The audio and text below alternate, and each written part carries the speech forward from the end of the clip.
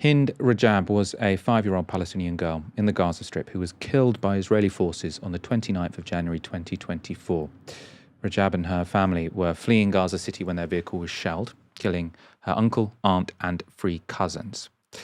Now, of course, Israeli forces killing entire families is not remotely exceptional in Gaza. Neither is the brutal killing of children. According to the Red Cross, Israel has killed over 20,000 children in the Strip over the past 2 years or so. What made Hind Rajab's death different, though, is that the horrific circumstances of her killing were recorded on tape. That's because in the run-up to her death, in the hours leading up to her death, she was on the phone to the Palestinian rescuers trying to save her. And those recordings form the central part of a new feature film called The Voice of Hind Rajab. لكن تضغطي وما تحاولي ما تنزفيش يعني حاولي انك تسكري الجرم. تمام السيارة جاية. الو طوارئ الهلال الاحمر رام الله الضفه الغربيه عمر معك تفضل. الو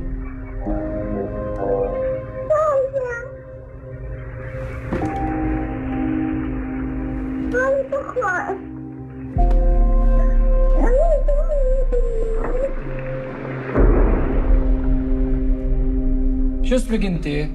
أنا نجد حمادة. كل دم أمامك فيني. ماما غيرت حالي. مهدي احتمال احتاج سيارة إسعاف. عمر حبيبي احنا مجبورين نأمن له مسلك آمن. إذا ما فيش معها وقت. أنت بطلت أنت معي. وعليا. شايف هدول يا شاب؟ خسرناهم كلهم. 8 دقايق مو متكلفون حياتهم إذا ما عملناش التنسيق وعمارة.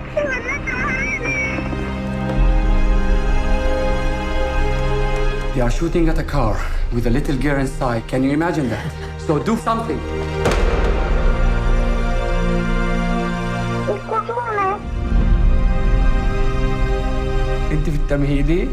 في توفى مراتي.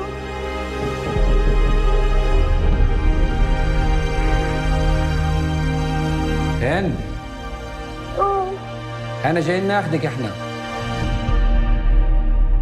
كل دم أمامك فيني. أنا بكون محزونة عايزة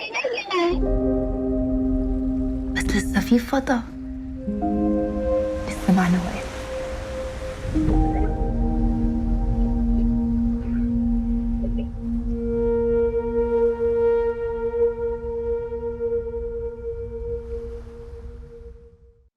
So as you saw there in the trailer, the film combines the fictional reconstruction of the drama in the operating centre of the Palestinian Red Crescent, played by actors, with the real live audio of Hind Rajab making her final call. It's powerful and heartbreaking. It's been incredibly well received.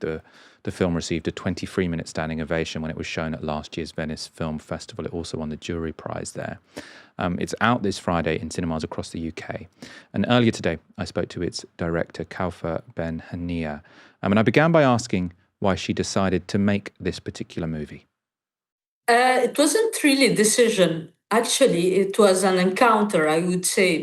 When I heard the voice of Hind Rajab for the first time, it was on social media and it was all over internet. And what I felt at this moment, hearing this child begging for life, I was so sad, so angry, and I felt in a way helpless, and I hate it when I feel helpless. And automatically I asked myself, what can I do? I am a filmmaker, so maybe I can do a movie. So it was, because I had this very, very strong emotion that I wanted to share with the audience in a way, but in between, between the first encounter and the impulsive decision to make a movie and sharing this emotion with the audience, in the middle you have all the rational, creative decision about doing this movie. I suppose the decisions made in how to portray this story were quite interesting because you've got the real life recording of Hind Rajab speaking to the Palestine Red Crescent. I mean, a call which went on for such a long time, such a horrific situation. And then you have, I suppose, a fictionalized account performed by actors of the people who were receiving that call in the Palestine Red Crescent office. I suppose what's not clear from watching the movie is to what extent is what's going on in the call center true to life, or is there is it a fictionalized version where you're using your artistic license, or did you sort of speak to the people working there and you're trying to portray what actually happened in the call center? When I heard her voice, it was a small extract on the internet. So I reached out to the Red Crescent. So they asking them to share with me all the recording, because they recorded everything, all the conversation of that day, starting with the killing of the cousin, Layan, the 15-year-old, then all the conversation with Hind, and then the bombing of the ambulance who went to save Hind. So they sent me those 70 minutes of recording. And when I make the choice to tell the story from the point of view of those who listened to the voice of Hind Rajab, I needed to know what happened around the recording. So I talked a lot with the first responder, the dispatcher, Omar, Rana, Nisreen, Mahdi, and they shared with me what happened that day in the office. And I tried to be accurate, because I had this document where you have almost everything, and I needed, to draw a screenplay, but coming from their testimony. So I wrote the first draft, I sent it back to them to have feedback, and we did. They were a great partner in this movie. So this is how we worked together. I would say, I tried to be very, very close to what they told me, and then I had the recording, which was, said by the actor word by word as it is in the recording. Right, I hadn't realised that.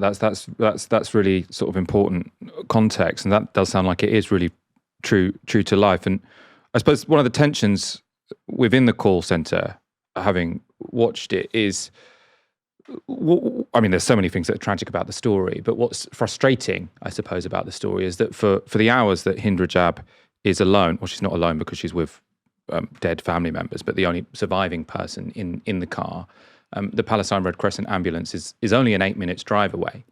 But they aren't able to begin that 8 minutes drive until they've got some kind of coordination or agreement with the International Red Cross and with the Israeli military, for obvious reasons, because the Israelis bomb ambulances quite a lot. So they wanted to say, we've guaranteed that this is a site of safe passage, and that takes a very long time.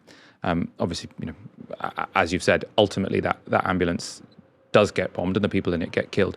But what I want you to talk about is that tension within the call center for the Palestine Red Crescent, sort of between people saying, look, why are we waiting for the Israelis to give us permission to go and rescue this girl? And other people saying, look, if we go and try and rescue Hind Rajab without first having some kind of coordination with the Israelis, then all that's going to happen is we're going to lose lots more first responders who have their own families, and also once the first responders are killed, they can't help anyone else. So speaking to people working for the Palestine Red Crescent, was that a tension that they talked about?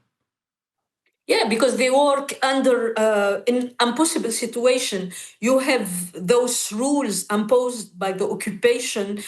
You can think about it as bureaucracy, but it's not. It's bureaucracy by design to make their life impossible. And ultimately, it made the life of this little girl impossible in a very literal way. So we often say, and it's not the only example, because people think that Palestinians are divided. And this is something used by the Israeli to say, look how they are divided, But since they live under pressure, under the domination of the occupation, imposing them rules, they have this kind of tension. They don't trust, the army. The same army that killed the Hameda family and was shooting this car where where you have this little girl, is asked to give them a safe route to to their ambulance. And they, the position of Mahdi is very understandable because he lost a lot of colleagues killed by the Israeli army. And he said in the movie, if there is another colleague added to this list, I resign. And this is what did the real Mahdi actually in real life.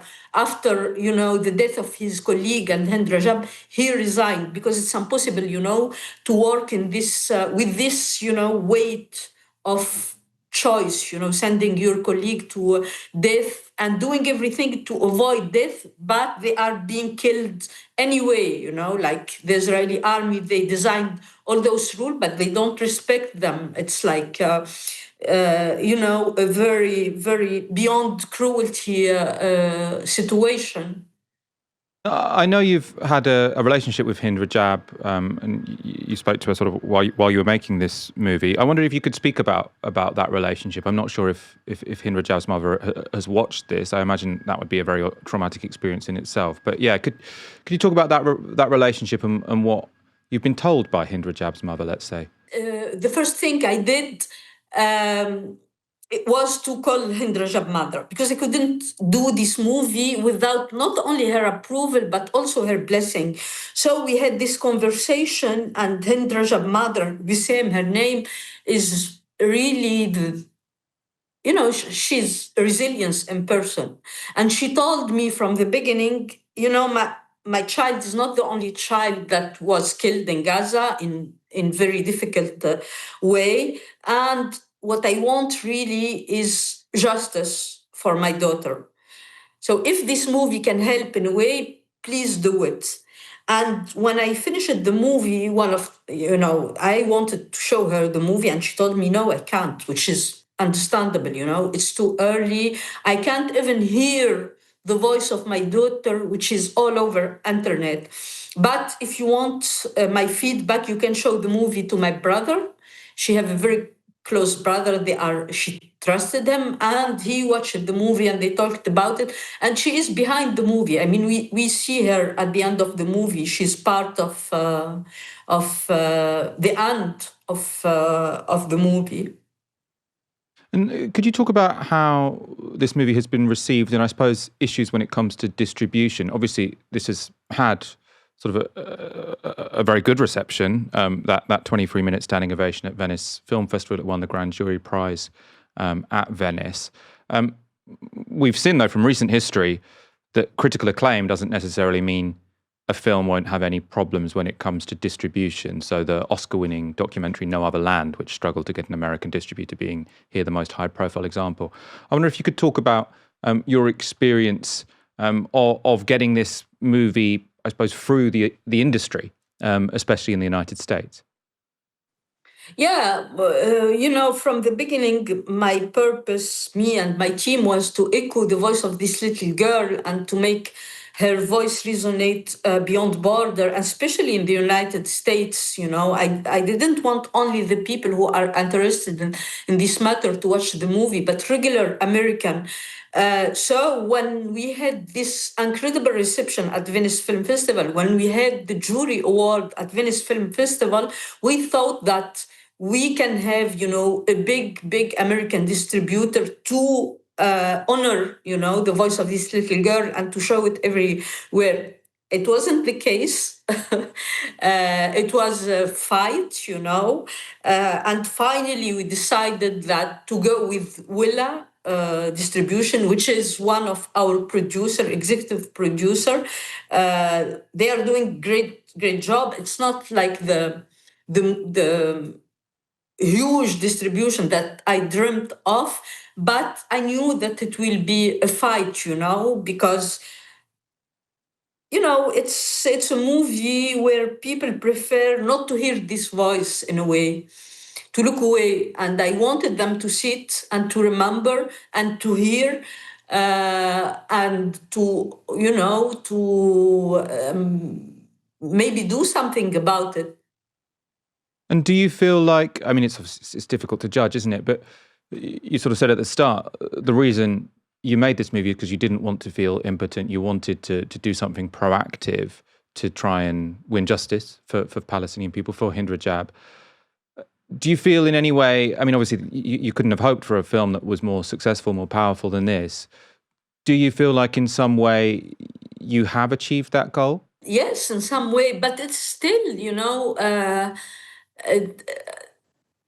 I mean, the reception is great. I did so many screening with Q&A, and it was a packed house, and the movie is distributed almost all over the world. So, yeah, I think it's a big achievement for this kind of movie.